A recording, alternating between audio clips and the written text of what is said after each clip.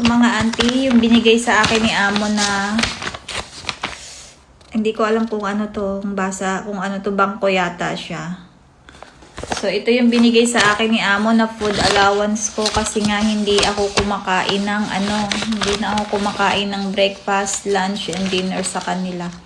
So napag-usapan namin nila Amo ko na ibibigay niya sa akin yung sa pang food ko everyday. And then sabi niya sa akin, sa katapusan daw, bibigay niya yung sahod ko at saka yung sa pinaka food allowance ko na meron akong food allowance na bibigay niya sa akin na 200 additional food allowance. Kasi itong mga auntie, sa ano lang to yung pang araw-araw ko lang ito na sa pagkain na breakfast, lunch, and dinner.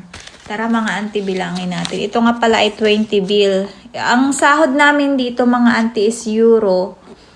Euro yung sahod ko. Kaso, dito naman sa Serbia is hindi naman na ibibili yung euro kasi nga mayroon naman silang sariling currency dito, yung dinar. So, dinar yung sinabi ko kay Amo na ang sasahurin ko na lang ay dinar para hindi na ako magka-problema pa. Kasi dinar yung binibili dito eh. Yung euro kasi mga auntie hindi nila nagagamit dito. So, ito ay 20 dinar. Hindi ako marunong magbasa. Narod na bangka, Serbia.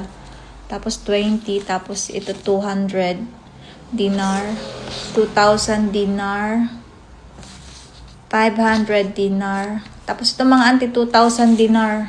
Lahat bibilangin ko. 1, 2, 3, 4, 5, 6, 7, 8, 9, 10, 11, 12, 13, 14, 15, 16, 17, 18, 19, 20, 21, 22, 23, 24, 25, 26.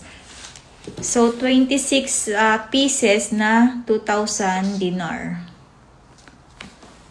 Tapos, merong 500. One piece, 500 dinar.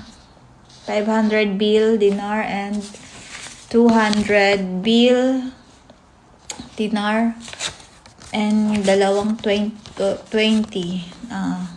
two pieces 20 bill dinar. So yun lang mga auntie, thank you for watching. Kung gusto niyo mga auntie mag-apply, mga auntie, thank you for watching ha, bye bye.